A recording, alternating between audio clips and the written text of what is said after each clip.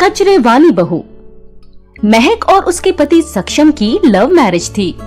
अभी तक उसकी पढ़ाई पूरी नहीं हुई थी और वो जॉब के लिए क्वालिफाइड नहीं थी, इसलिए ससुराल में उसे सबसे कम रिस्पेक्ट दी जाती थी, क्योंकि वो एक मॉडर्न फैमिली थी जहां सभी नौकरी करते थे। उसे ही सबसे फालतू समझा जाता। इस बात से महक बहुत परेशान हो गई। एक दिन उसकी सास ने कहा, अरे बेटा, ऐसी भी क्या जल्दी थी शादी करने की?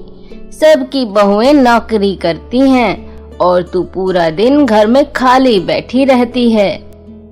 माँ जी, आपके बेटे की तनख्वाह भी अच्छी है, अभी नौकरी की इतनी क्या जल्दी? अच्छा, तो इसका मतलब तू यही सोचे बैठी है कि कभी नौकरी करेगी ही नहीं। महक की सास ऐसे बड़बड़ाते हुए वहाँ से चली जाती है। इतने में उसकी नजर अखबार में एक इश्तिहार पर पड़ती है। अरे, सरकारी नौकरी की वैकेंसी, आज ही फॉर्म भर देती हूँ।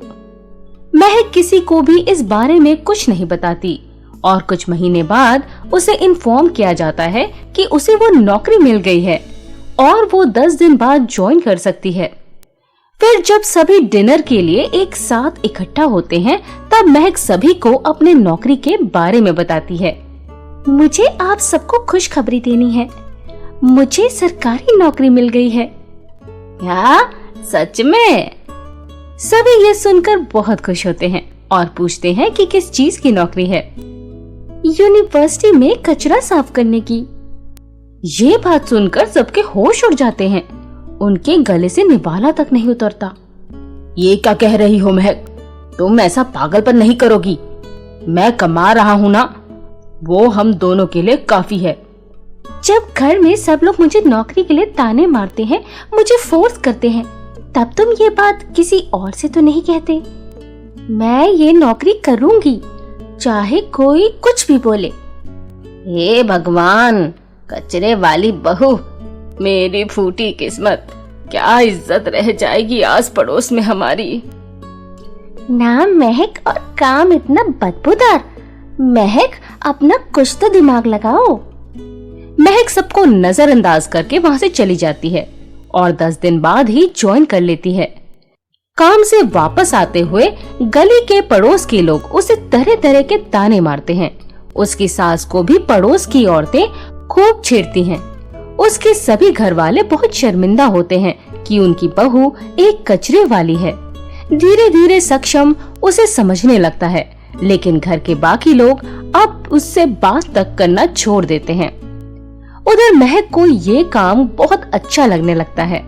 अपनी जरूरतें पूरी हो जाएं, इतना तो वो कमा ही लेती थी।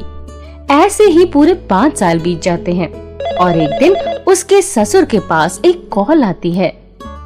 जी, हम आप सबको सम्मान समारोह में आमंत्रित करना चाहते हैं। समाज कल्याण के लिए अपना महत्वपूर्ण योगदान देने के लिए मिसेस महक को प्रधानमंत्री जी द्वारा सम्मानित किया जाएगा। हर राज्य से अलग अलग वॉलंटियर्स को चुना गया है। सोमवार सुबह 11 बजे पहुंच जाएं। ये सुनकर उसके ससुर को कुछ समझ नहीं आता कि एक कचरे वाली ने ऐसा कौन सा योगदान दे दिया समाज में। जब सब डिनर के लिए इकट्ठा होते हैं, तब वो ये बात सभी को बताता है। किसी को भी यकीन नहीं होता। सबको लगता है किसी ने प्रैंक कॉल की होगी। ससुर महक को आवाज देकर बुलाते हैं और उसे पूरी बात बताते हैं।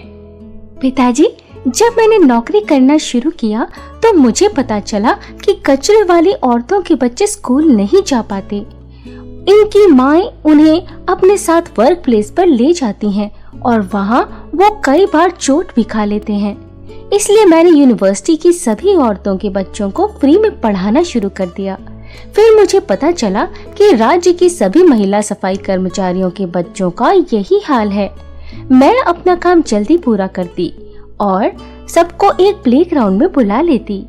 आज तक मैं 2000 से भी ज्यादा बच्चों को पढ़ा चुकी हूँ और कुछ बच्चों ने तो केंद्रीय विद्यालय का एंट्रेंस एग्जाम भी पास कर लिया है।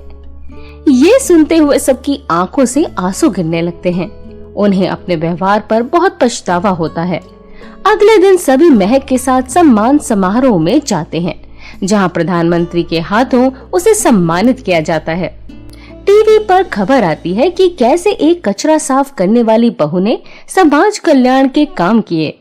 पूरे पड़ोस को खबर मिलती है तो सभी उसके घर उससे माफी मांगने आते हैं और महक सभी को बस दो बातें कहती है, कोई भी काम छोटा या बड़ा नहीं होता और बिना नौकरी के भी हम बड़े बड़े काम कर सकते हैं, बस इरादे नेक होने चाहिए।